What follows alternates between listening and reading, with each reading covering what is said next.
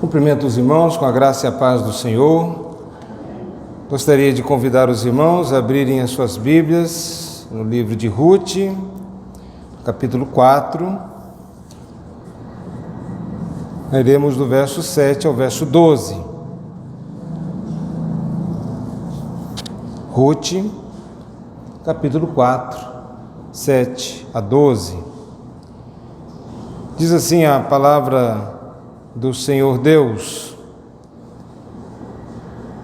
Este era outrora o costume em Israel quanto a resgates e permutas.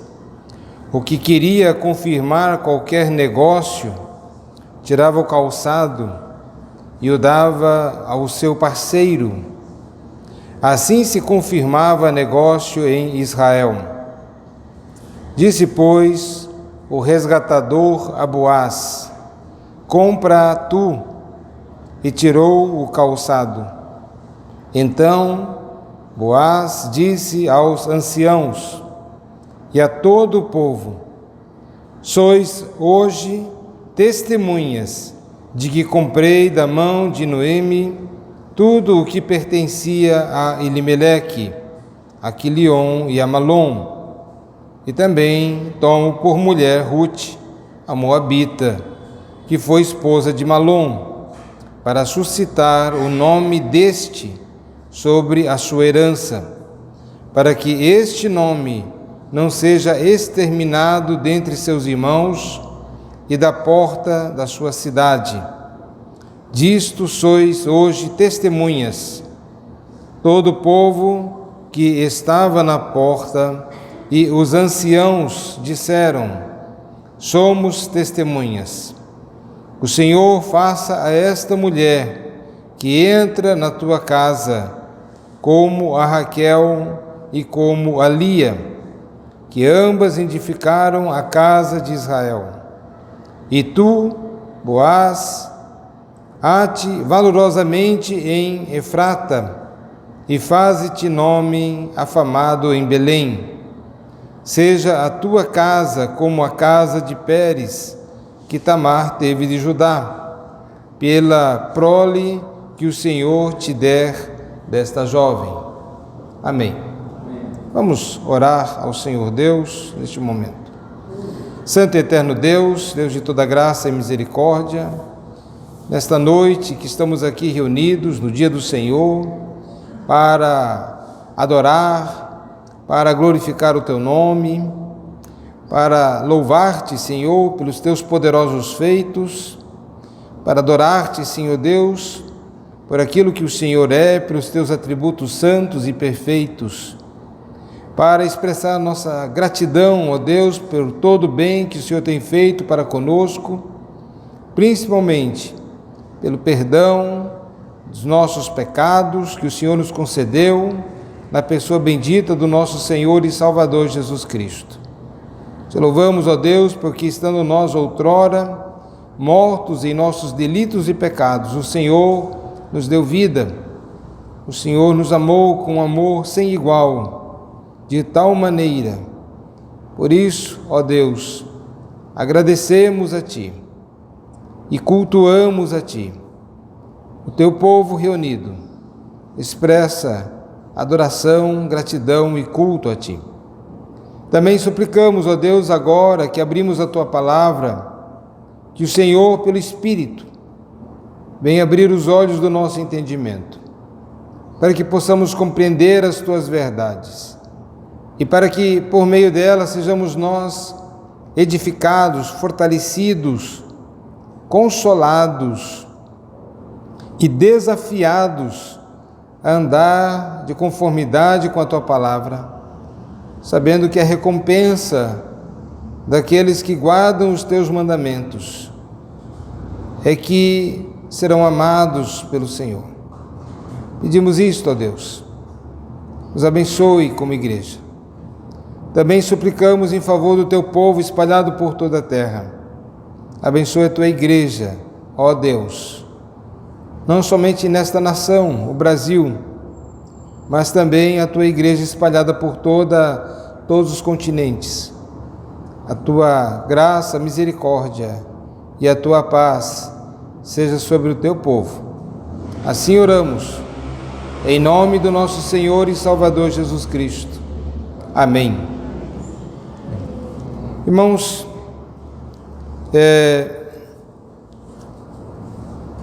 este era outrora o costume em Israel quanto a resgates e permutas.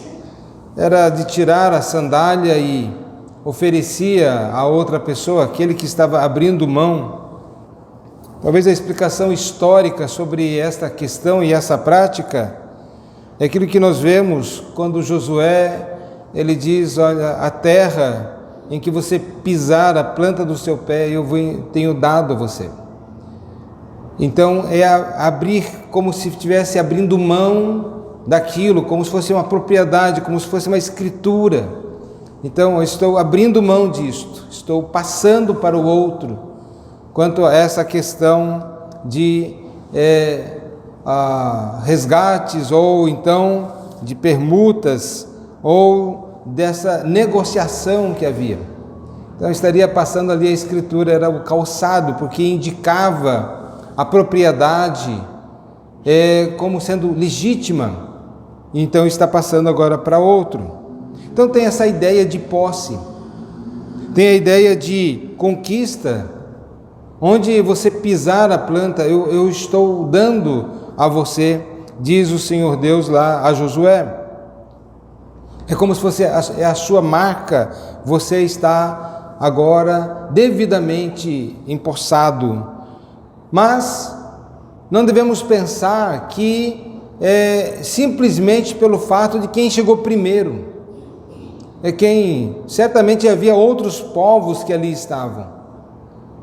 Mas como nos diz lá no Salmo 24, Deus do Senhor é a terra.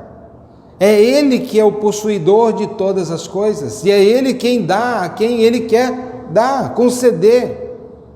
É Ele quem usa de graça e favor para aqueles que Ele deseja assim fazer. Também fazendo essa menção de Romanos capítulo 9, que não depende de quem quer nem de quem corre, mas de Deus usar da sua misericórdia. É claro que a aplicação e o texto está se referindo a outra situação, não a terra, a posse, mas está se referindo à salvação. Mas de certo modo também devemos olhar como sendo as promessas físicas, visíveis, palpáveis, eram tipos de coisas espirituais, de uma pátria celestial, de coisas espirituais. Portanto, aqui estamos falando sobre o tipo que representa uma realidade superior. A terra que Deus estava prometendo aponta para uma pátria celestial. O desprezo a essa terra que Deus estava concedendo também era o indicativo do desprezo pela pátria celestial. Mas é Deus quem dá, não são os povos que são donos, não somos nós que determinamos. De Deus, do Senhor Deus, é a terra. Então, Salmo 24:1, quem quiser verificar, ao Senhor pertence a terra, e pertence por direito de criação. É dele todas as coisas, e tudo que nela se contém, não somente o espaço, mas todas as coisas que ali estão, o mundo e os que nele habitam, fundou a ela sobre os mares. Deus fez, Deus é o Senhor, e Ele está, portanto, Ele tem a autoridade para dizer, olha, essa terra pertence a você. Mas Ele está dizendo, agora, a terra que você pisar, eu estou dando por possessão. E Ele delimita aquilo, não somente eu estou dando qualquer terra que você pisar, mas esta terra que eu estou delimitando.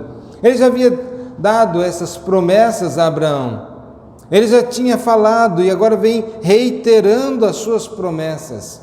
Ele vai dizendo, eu dou esta terra para vocês. Portanto, é Deus quem dá a terra.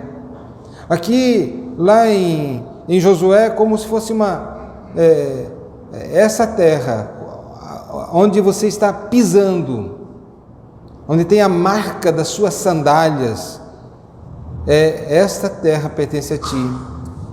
Há também um costume de que ao jogar a sandália, não de qualquer maneira, mas era perder a sua possessão. Você não tem mais direito a isto.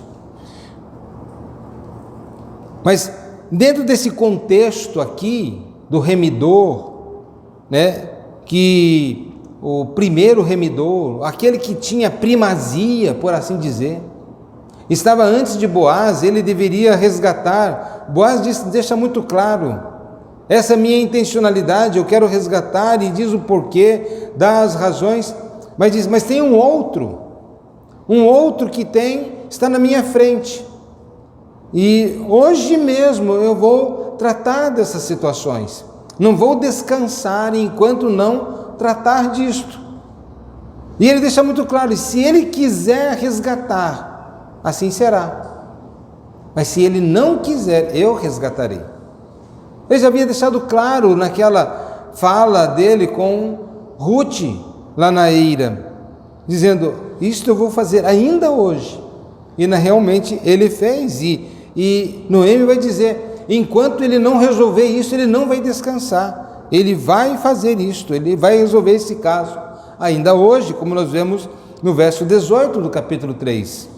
Espera, aguarde, porque ele fará isso. Mas também essa responsabilidade, havia a responsabilidade de adquirir ou ser o resgatador, mas também havia privilégios. O privilégio de a ampliação das tendas, a ampliação, assim como foi com os patriarcas, de poder ter filhos, e como isto foi contado às tribos de Israel.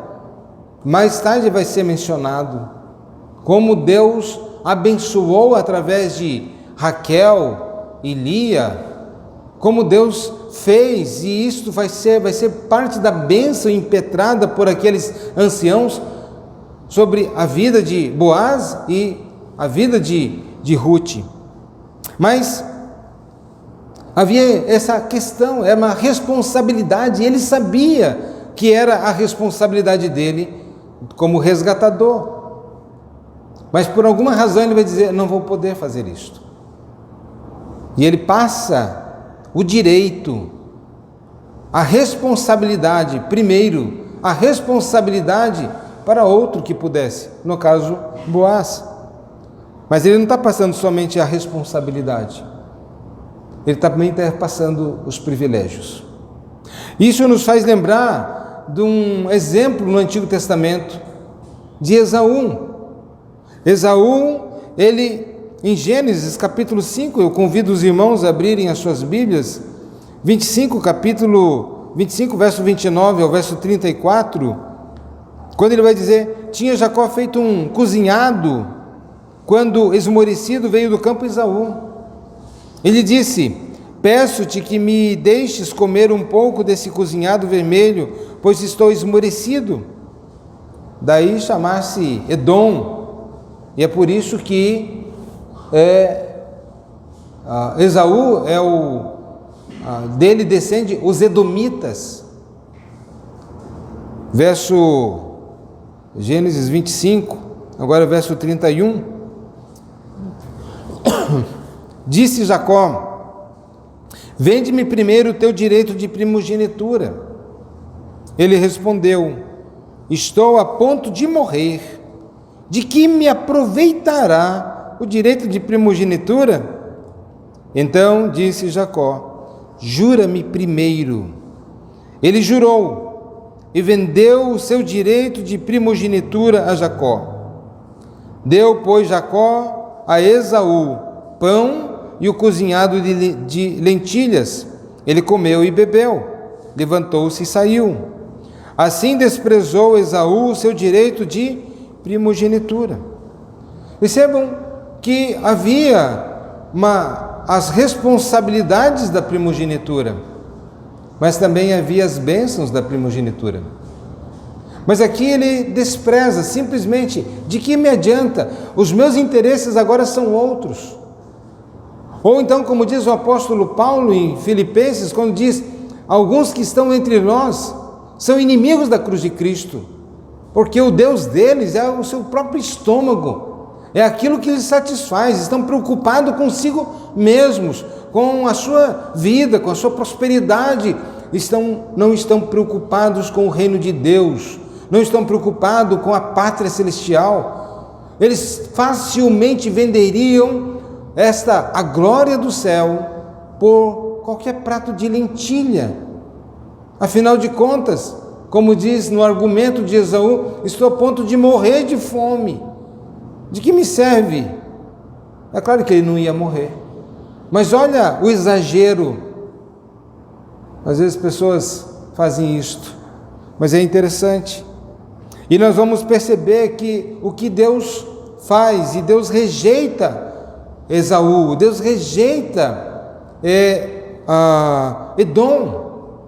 No livro de Malaquias, mais adiante, vai nos dizer, já no final do último livro do Antigo Testamento, no capítulo 1, o verso 3 e o verso 4, vai dizer, porém, aborrecia Esaú.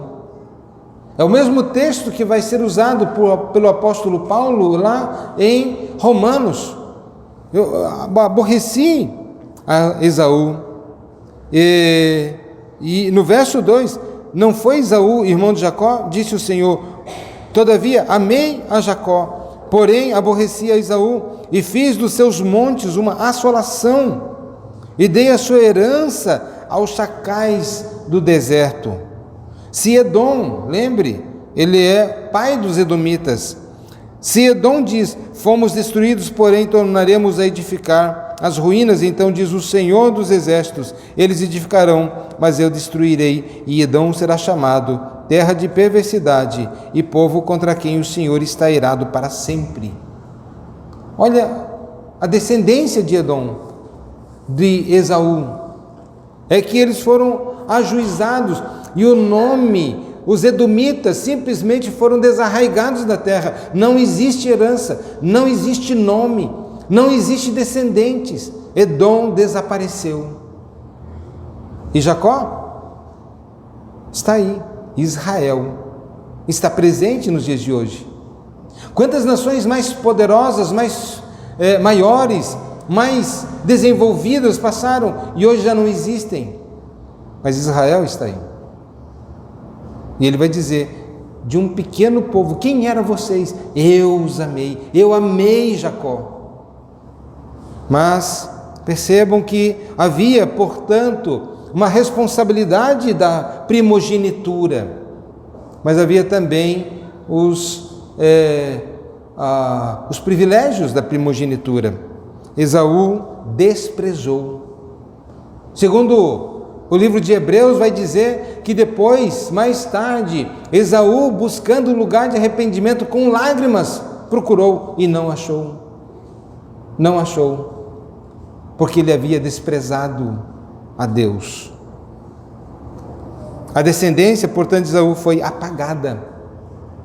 Foi apagada, porque ele tinha uma responsabilidade, mas ele preferiu um outro caminho. Eu vou perder, isso não é tão vantajoso para mim, mas se eu seguir aquilo que Deus diz, a palavra de Deus, eu vou ficar no prejuízo. Essa foi a leitura dele, e nós, como vimos na semana passada, o seu nome já foi apagado no livro de Ruth. Como mencionei, comentaristas dizem que poderíamos chamar o livro de Ruth de o livro dos nomes. Como ele cita os nomes, tem os protagonistas, mas existe um nome de um protagonista que não é mencionado. É esse que seria o remidor, seria o resgatador, mas o que se fala dele? Fulano, ó fulano, ou numa tradução até, que você poderia até traduzir qualquer coisa. Olha o sentido, não há nome, o seu nome foi apagado da história. Por quê? Porque competia a ele cumprir aquilo que Deus havia dito, não cumprindo, o nome dele nem sequer é citado aqui no livro de Ruth, que é o livro dos nomes. Mas o primeiro remidor, portanto, não assumiu a sua responsabilidade. Ele fez como Esaú. E teve seu nome apagado. Esaú nós ainda vemos na Bíblia, mas a sua descendência foi completamente apagada. E isto é manifesto como sendo um juízo de Deus, um juízo do Senhor Deus. E aí no verso 8, então nos diz: este era outrora o costume em Israel quanto a resgates e permutas, o que queria confirmar qualquer negócio tirava o calçado e o dava ao seu parceiro, assim se confirmava o negócio em Israel. Disse, pois, o resgatador a Boaz: compra tu, e tirou o calçado, selando assim o seu desejo. Ele já havia dito antes o porquê que ele não iria fazer. Para mim não a poderei resgatar, para que não prejudique a minha. Em outras palavras, eu não vou fazer aquilo que Deus ordenou, porque eu não vejo vantagem nisso. Eu vou me prejudicar por acaso? Será que Deus quer que eu me prejudique? Talvez alguns argumentariam nesse sentido. Não, nós somos o centro do universo. É claro que o mundo tem que girar ao nosso redor. Então, será que Deus quer isso? E aí nós aprendemos. Deus requer de nós obediência. Lembre também daquela situação, da narrativa, na época do profeta Samuel, quando diz: olha, Saul, eu venho daqui a 7 dias e nós vamos fazer um sacrifício. Ele era sacerdote, ele podia fazer isto, Samuel. Mas o que fez Saul? Apertado pelas circunstâncias, ele fez o sacrifício. Deus o rejeitou e diz: você foi rejeitado. Se você tivesse obedecido, o seu nome seria confirmado para sempre. Mas agora você não obedeceu. Muitos pensam que somos nós que somos o centro de todas as coisas. Não, é Deus e a sua glória. E todos aqueles que tentam viver a sua vida à revelia da palavra do Senhor Deus, corre o risco de, como diz aqui a palavra, seu nome ser cortado. E nós vimos como tão importante essa questão, se nós pudéssemos colocar a teologia do nome, como o nome tem significados, como as coisas elas são tão importantes, o nome, e às vezes Deus até muda nome de personagens para indicar outras coisas, ou a graça que ele tem concedido, até do apóstolo Paulo, Abrão, que muda para Abraão, Sarai, que muda para Sara, e outros nomes que nós vamos perceber nas Escrituras Sagradas. O nome é importante, e depois nós vamos perceber que os nossos nomes, os nomes daqueles que amam a Deus e guardam os seus mandamentos, Ele os tem também seus nomes escritos no livro da vida. Ele fala, o texto também vai falar sobre testemunhas. Então Boaz disse aos anciãos, verso 9, e a todo o povo: sois hoje testemunhas de que comprei da mão de Noemi tudo o que pertencia a Elimeleque, a Quilion e a Malom. Nós vemos que Boaz, ele vai à porta. A porta era um lugar, realmente era a porta da cidade, mas também era um espaço que se reunia para trazer discussões, Muitas vezes os profetas iam à porta para pregar, para anunciar a palavra de Deus, e tomavam inclusive os céus e a terra como testemunhas das palavras que eles estavam falando. Porque eles estavam ali, tomam o sol como testemunha, os céus como testemunha. Eles poderiam muito bem olhar, dar uma olhada para cima e ver que aquilo tudo, a criação de Deus, era tomado como testemunha daquilo que os profetas estavam falando. E no lugar, essa porta, era algo, portanto, importante. Ali se tomava decisões, se declarava decisões e outras coisas mais. E agora ele toma pessoas, sentem aqui testemunhas, pessoas que ele não comprou, são pessoas que estão ali, que de fato, provavelmente já eram pessoas de renome, pessoas que poderiam ser os anciãos, mas outras testemunhas também. E essas testemunhas, elas atestam a veracidade dos atos e dos fatos que estavam ali acontecendo, que era uma questão legal, era uma questão realmente importante, inclusive para o registro. Atestava a legalidade. As testemunhas, no geral, são pessoas que não são familiares. Até hoje não se aceita a família como testemunha de defesa, por exemplo. O amigo, geralmente, quem já participou de tribunal de júri, pergunta: você tem alguma relação? Você é amigo? Qual é a sua relação com a pessoa? E você então não pode ser um jurado se você tiver alguma relação. E se for amigo, ele pode contribuir, mas ele não tem nem o dever de falar a verdade.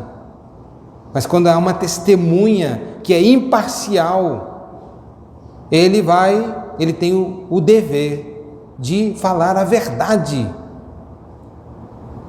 senão comete um crime. Pois bem, então essas pessoas são tomadas, e agora, diante do exposto e da rejeição por parte daquele que tinha a primazia para fazer o resgate, agora ele então, Boaz, se pronuncia de uma forma também legal, de uma forma: olha, vocês estão vendo, vocês são testemunhas, disse aos anciãos e a todo o povo: sois hoje testemunhas de que comprei da mão de Noemi. Ou seja, as coisas aqui correram no mais perfeita legalidade das coisas, e é pública, não tem nada velado aqui, não tem nada feito às escondidas, as coisas estão muito bem claras, tanto da compra, como também de todos os atos, de todas as suas responsabilidades que ele estaria assumindo ali com aquela questão, por exemplo, de cumprir a sua responsabilidade de suscitar um nome àquele que já havia falecido, um herdeiro, alguém que desse continuidade ao nome daquele que havia morrido. Então no verso 10 vai nos dizer aqui: e também tomo por mulher Ruth, a moabita, que foi esposa de Malom, para suscitar o nome deste sobre a sua herança, para que este nome não seja exterminado dentre seus irmãos. E aqui eu faço uma errata. Na semana passada mencionei que não se distinguia qual era o marido de Ruth, mas aqui está claro. Eu tinha olhado lá no primeiro capítulo, acho que não havia observado, mas aqui está quem era o esposo de Ruth, a moabita, era Malom. Pois bem, e aqui nós vemos que ele vai dizer: eu vou suscitar o nome deste sobre a sua herança. Era essa a grande preocupação, suscitar um nome. Devemos lembrar que quando havia aquele casamento por causa do levirato, quando alguém falecia, o irmão tinha a responsabilidade de assumir a esposa, para que o primeiro filho fosse como se fosse o filho da pessoa que tinha morrido. Era tão importante essa continuidade.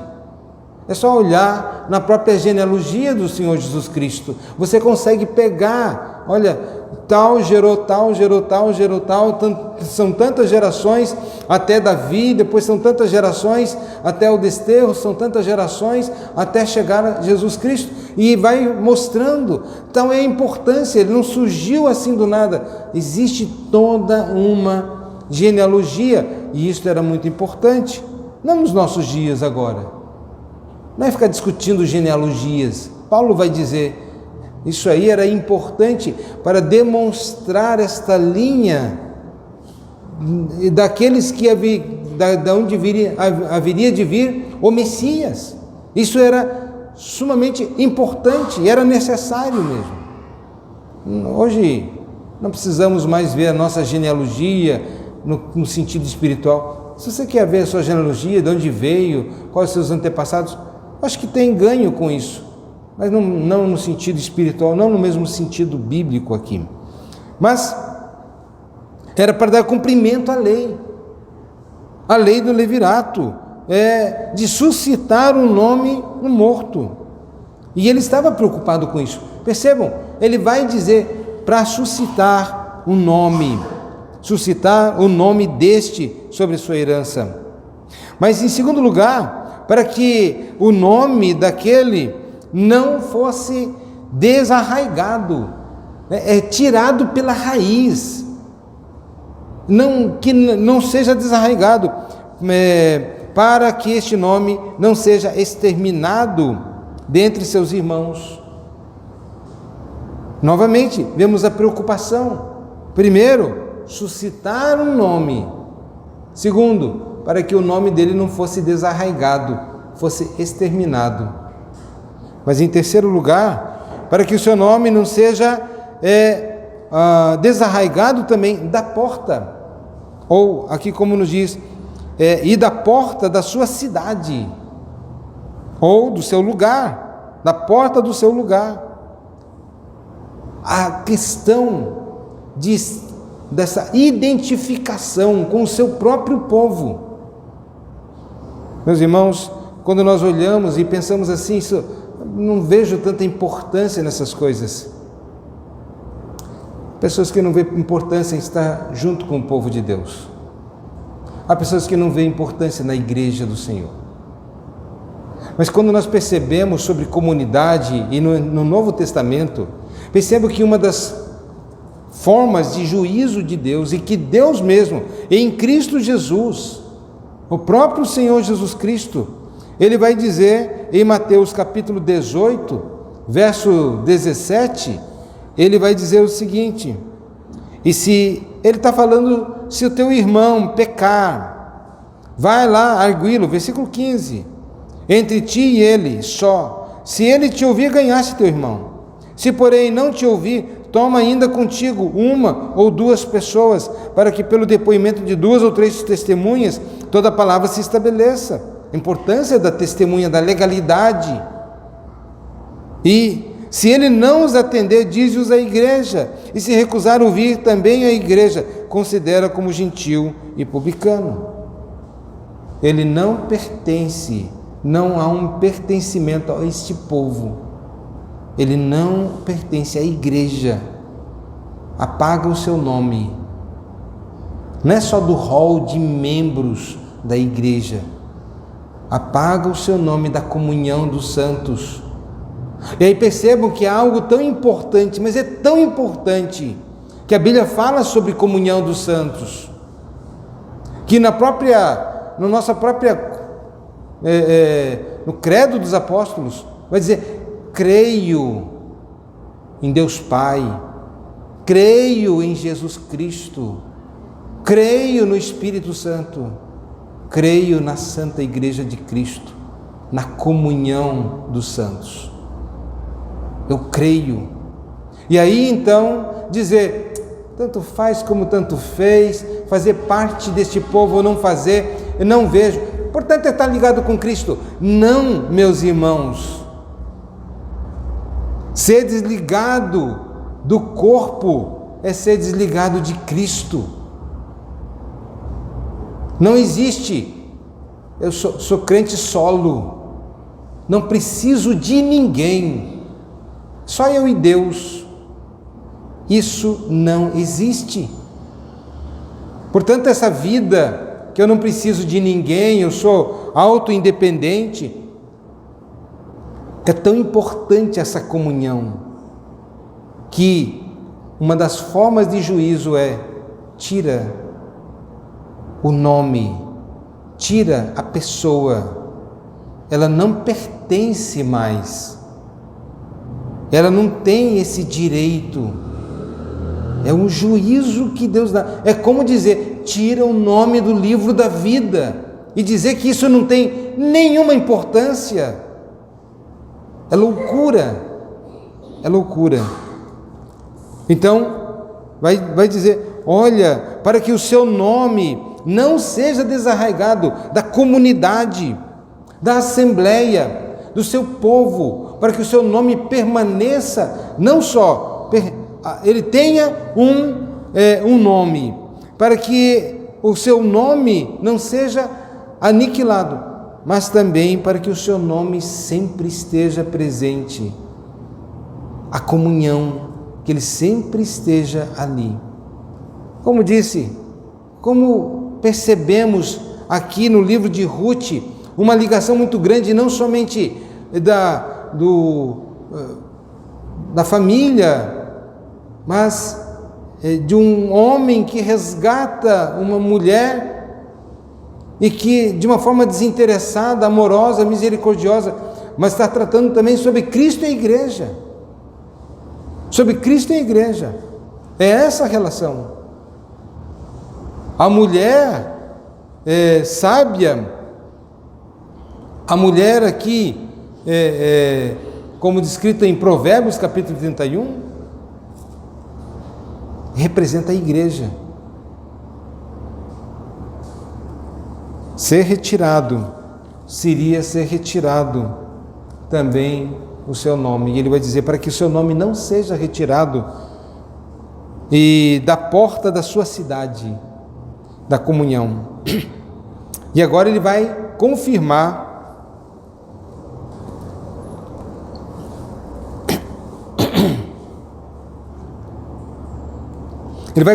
novamente: disto sois hoje testemunhas.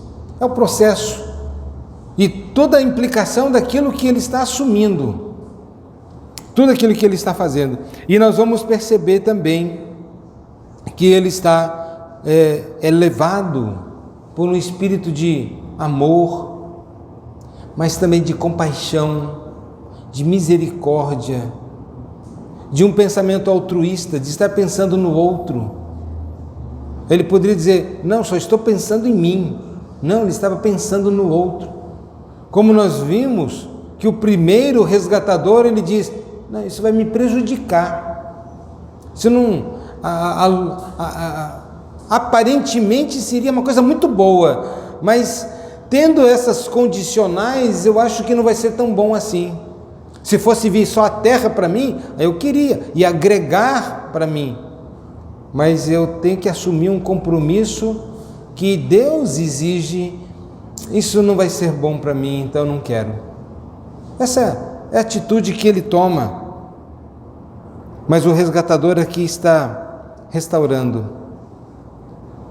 Ele, toda a condição daquela família, está restaurando tudo.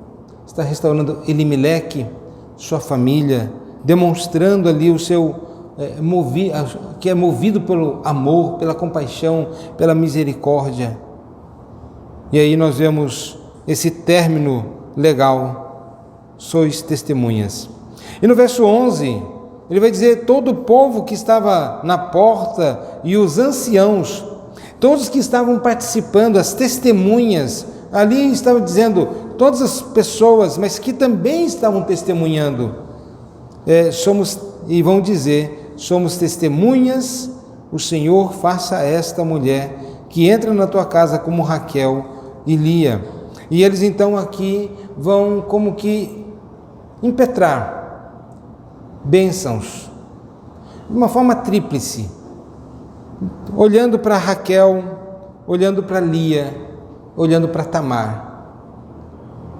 E se nós formos considerar esses personagens históricos, ou então percebo que ele vai estar associando a história de Israel, das intervenções de Deus, como Deus agiu com Raquel, Lia e Tamar, como Deus interviu, como Deus foi favorável com todas essas mulheres.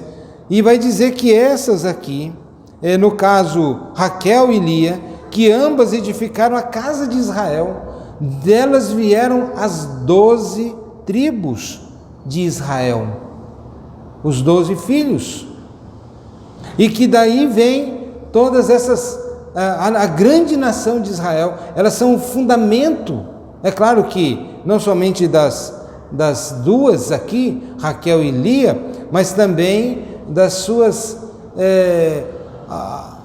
auxiliadoras, né? Eram servas de Lia e Raquel, que também tiveram filhos com Israel, mas que forma essa grande nação. Ele está dizendo que Deus abençoe, para que de você se forme uma nova nação, ou Deus abençoe da mesma maneira como abençoou Raquel e Lia, ou numa outra versão como Leia, mas é na formação de um novo povo, uma formação de algo novo, já profeticamente, já dizendo, porque estava estabelecida a nação de Israel. Mas aqui aponta para a igreja, que assim seja, que através desta mulher, assim como Deus abençoou, formou uma nação, também agora, através desta, também seja formada, que Deus abençoe, assim como Deus abençoou Raquel e Lia. É a primeira bênção que eles estão impetrando, Raquel e Lia. Ou primeira e segunda bênção, da mesma maneira, as formadoras de uma nação, que elas edificaram a casa de Israel. E casa aqui é uma metáfora para dizer a nação de Israel, todos os descendentes de Israel. E tu, Boaz, ate valorosamente em Efrata, o seu nome tenha renome, que o teu nome seja lembrado. E de fato, nós vamos ver que, apesar de que a preocupação ou a motivação de Boaz era de suscitar uma descendência para Elimeleque, Malom, mas o nome que é lembrado não é de Elimeleque nem de Malom, o nome que é lembrado é o nome de Boaz, porque o filho seria, ele está abrindo mão, ele não será o meu, ele é como se fosse o do outro, mas não é o nome dos outros que são lembrados, é o nome que o teu nome, Boaz, haja valorosamente em Efrata e faze-te nome afamado em Belém. E novamente nós vamos perceber que essa bênção dada agora a Boaz é uma bênção que aponta para Cristo. Quando nós olhamos lá, Deus falando sobre em Miqueias, no capítulo 5, verso 2, nos diz: e tu, Belém Efrata. Eu fico imaginando Miqueias muito tempo depois dizendo: e tu, Belém Efrata, pequena demais para figurar como grupo de milhares de Judá, de ti me sairá o que há de reinar em Israel, e cujas origens são desde os tempos antigos, desde os dias da eternidade. Tu, Belém Efrata.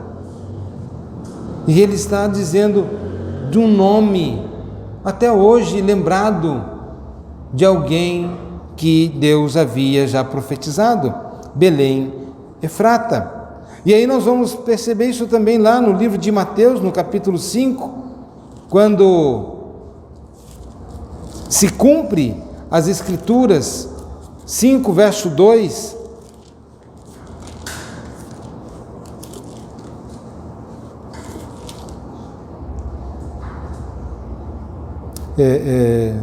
não é 5:2, é óbvio.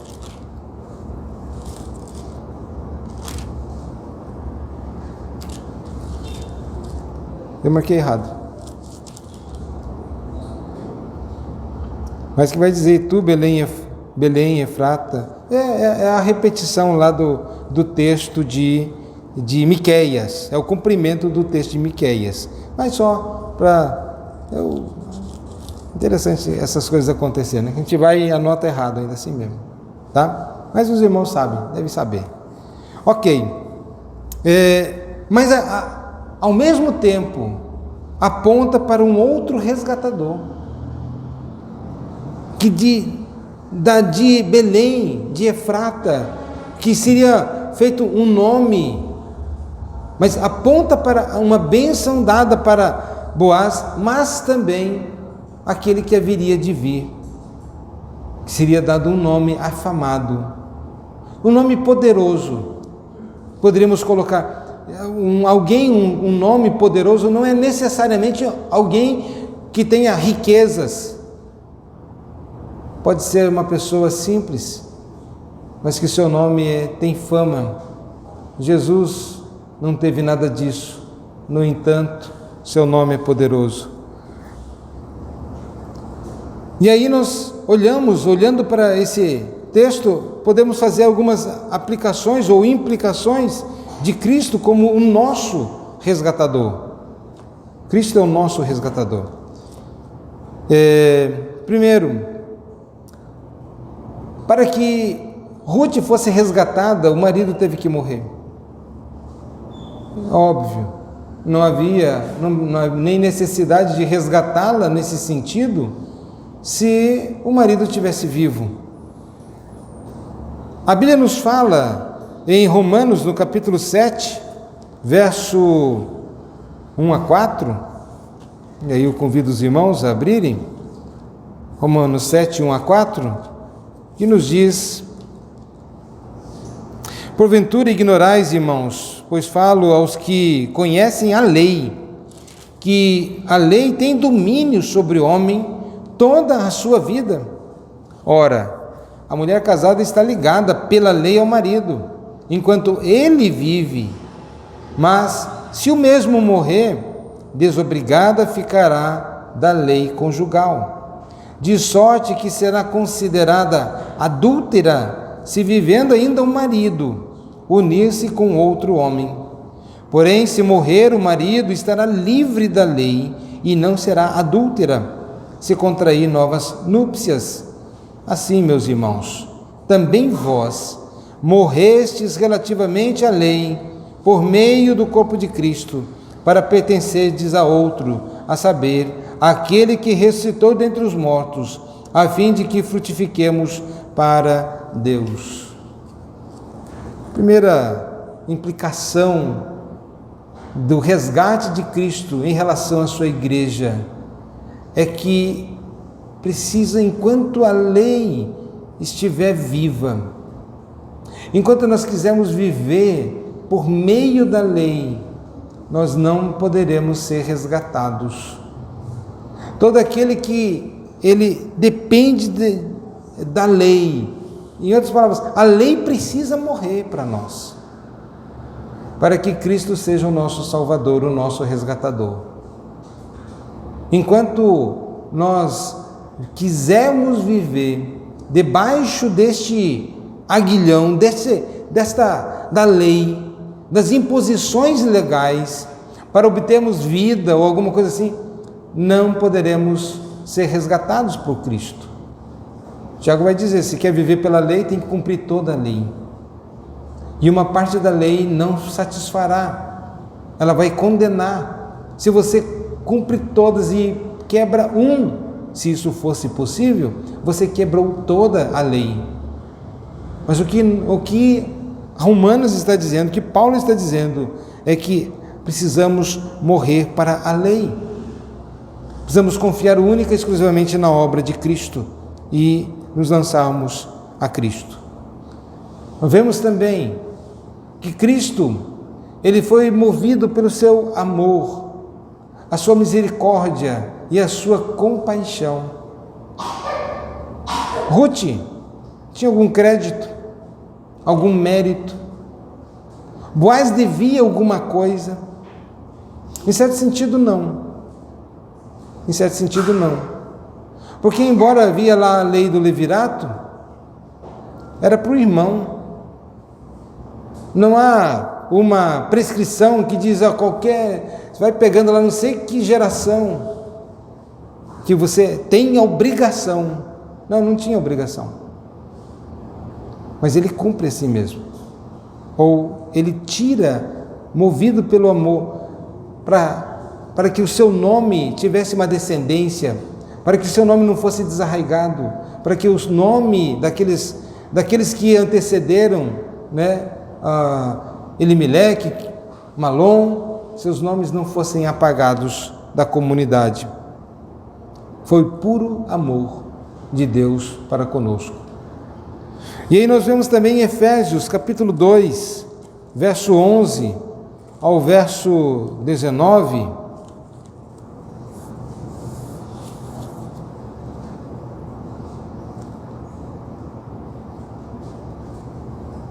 que nos diz: portanto, lembrai-vos de que outrora vós, gentios na carne, chamados incircuncisão por aqueles que se intitulam circuncisos na carne, por mãos humanas, naquele tempo estáveis sem Cristo, separados da comunidade de Israel e estranhos às alianças da promessa, não tendo esperança e sem Deus no mundo. Mas agora em Cristo Jesus, vós que antes estáveis longe, fostes aproximados pelo sangue de Cristo, porque Ele é a nossa paz, o qual de ambos fez um, e tendo derribado a parede da separação que estava no meio, a inimizade, aboliu na sua carne, cumpriu na sua carne a lei dos mandamentos na forma de ordenanças, para que dos dois criasse em si mesmo um novo homem, fazendo a paz, e reconciliasse ambos em um só corpo com Deus por intermédio da cruz, destruindo por ela a inimizade, e vindo evangelizou paz a vós outros que estáveis longe, e paz também aos que estavam perto, porque por ele ambos temos acesso ao Pai em um Espírito. Assim, já não sois estrangeiros e peregrinos, mas concidadãos dos santos, e sois da família de Deus. Ruth era moabita, e Deus a inclui. Ela poderia ser rejeitada, mas aqui mostra esse amor incondicional do resgatador. Mostra que ele fez de uma forma legal, assim como Cristo. Ele nos reconciliou com Ele mesmo pelo seu sacrifício na cruz do Calvário. E agora nós temos paz com Deus. Que possamos nós, irmãos, lembrar isto. Mas eu deixo como, talvez, para despertar a memória dos irmãos, o desprezo do primeiro resgatador, o desprezo à lei de Deus, o desprezo a querer fazer a vontade de Deus, a sua impressão de que ele teria muito mais vantagem em não se submeter àquilo, assim como foi Esaú, como foi este resgatador que seu nome não é nem mencionado. Lembremos disto. Lembremos que o nosso desejo seja: eu quero fazer a vontade de Deus, quero que meu nome seja lembrado, quero que meu nome esteja escrito no livro da vida. Nós não seremos salvos pelas nossas obras, nós não seremos salvos porque guardamos a lei, como disse, precisamos morrer para a lei. Mas por outro lado, todo aquele que é salvo, ele vai demonstrar amor a Deus e vai desejar viver de conformidade como Deus deseja, fazer a vontade de Deus. Hoje consideramos esse tema na escola dominical da manhã, na oração dominical, quando diz: faça-se a tua vontade, assim na terra como nos céus. É a oração de todo cristão, o verdadeiro cristão. Ele diz: que morra a minha vontade, eu quero fazer a tua vontade. Ele não está dizendo: eu vou ser salvo porque eu vou guardar a lei, mas ele está dizendo: Senhor, eu quero me conformar à tua palavra, eu quero ser cada vez mais santo, mais piedoso, eu quero viver mais para o louvor e para a glória do teu nome. Esse é o resultado daqueles que foram resgatados, e que Deus assim nos abençoe. Amém?